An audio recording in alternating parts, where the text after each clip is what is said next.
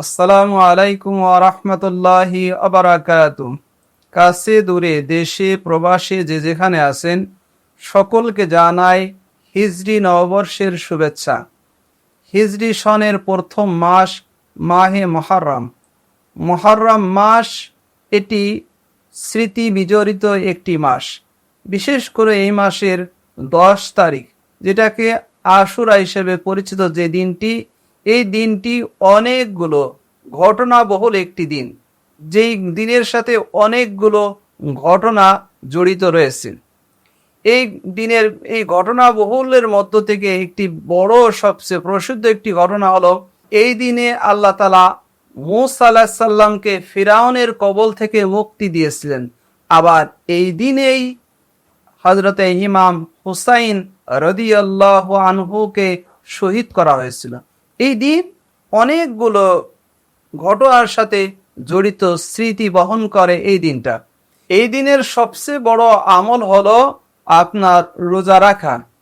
বিশ্বনবী যখন বুখারী মুসলিম শরীফের হাদিস, হযরত ইবনে আব্বাস রাদিয়াল্লাহু আনহু বলেন যে কদিমাল মদিনাতা, বিশ্বনবী যখন মক্কা থেকে যখন মদিনায় হিজরত করে গেলেন, ফাওয়াজাদাল ইয়াহুদু সিয়ামান ইয়াউমা আশুরা, যে ইহুদদেরকে দেখলেন যে তারা আপনার এই দিনে আশুরার দিনে রোজা রাখছে। আশুরার দিনে ইহুদিরা কি রোজা রাখছে। ফাকাল লাহুম রাসূলুল্লাহ সাল্লাল্লাহু আলাইহি সাল্লাম মা হাযাল ইয়াউমুল্লাযী তাসুমুনাহু, বিশ্বনবী বললেন, এটা কোন দিন যেই দিনে তোমরা রোজা রাখছো? ইহুদিদেরকে জিজ্ঞাসা করলেন বিশ্বনবী যে এটা কোন দিন, এটা এমন কোন দিন যে যেই দিন তোমরা রোজা রাখছো, এই দিনের পরিচয় কি?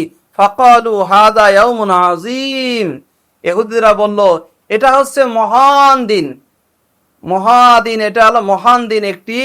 এই দিনের বৈশিষ্ট্য কি? যে আনজালাল্লাহু ফীহি মূসা ওয়া কওমাহু, এই দিনে আল্লাহ তাআলা হযরত মূসা আলাইহিস সালামকে এবং তার সম্প্রদায়কে অর্থাৎ বনি ইসরায়েলকে মুক্তি দিয়েছেন, ফিরাউনের থেকে, ফিরাউনের কবল থেকে মুক্তি দান করেছিলেন।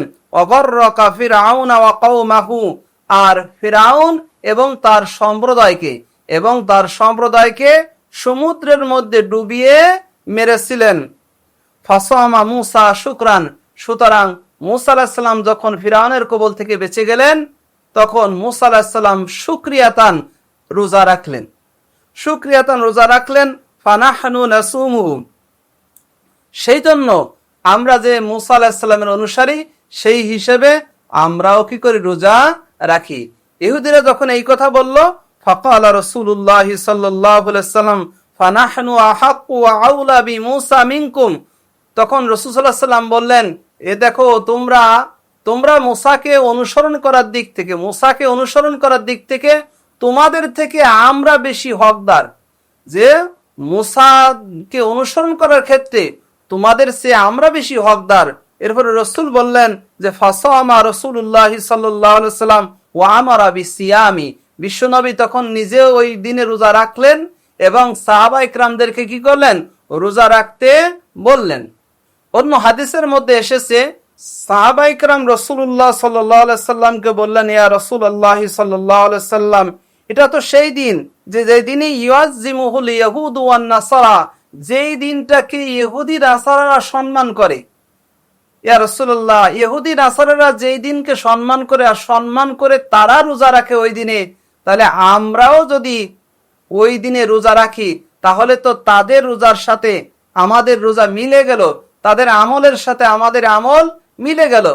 তখন রাসূল সাল্লাল্লাহু আলাইহি সাল্লাম বললেন যে যদি আল্লাহ তাআলা আমাকে হায়াতে বাঁচিয়ে রাখে, তাহলে আগামী বছর 10 তারিখের সাথে 9 তারিখও রোজা রাখবো। কিন্তু আগামী বছর আসার আগে বিশ্বনবী দুনিয়া থেকে চলে গেলেন।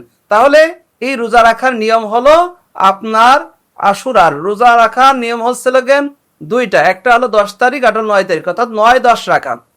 হ্যাঁ, যদি কেউ একটা রাখা জায়েজ আছে, তবে উত্তম হচ্ছে হলো দুটো রোজা রাখা, কারণ এটা রাসূল সাল্লাল্লাহু আলাইহি সাল্লামের সুন্নাহ।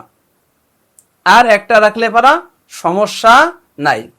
এখন এই আশুরার রোজার ফজিলত কি? আশুরার রোজার ফজিলত সম্পর্কে বিশ্বনবী বলেন, মুসলিম শরীফের হাদিস, সিয়ামু ইয়াউমি আশুরা, আশুরার রোজা, আহতাসিবু আলাল্লাহি আইয়ুকাফিরাস সানাতাল্লাতী ক্বাবলা, যদি কোনো ব্যক্তি আশুরার রোজা রাখে, আশুরার রোজা রাখার কারণে তার পূর্বের 1 বছরের গুনাহ মাফ হয়ে যায়। সুবহানাল্লাহ, সুবহানাল্লাহ।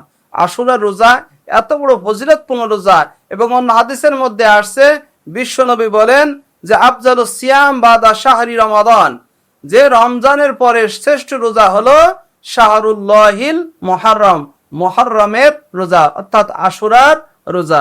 তাহলে ভাইয়েরা আমার, আমরা এই ফজিলতপূর্ণ রোজা আমরা রাখার জন্য প্রত্যেকে কি করব? চেষ্টা করব।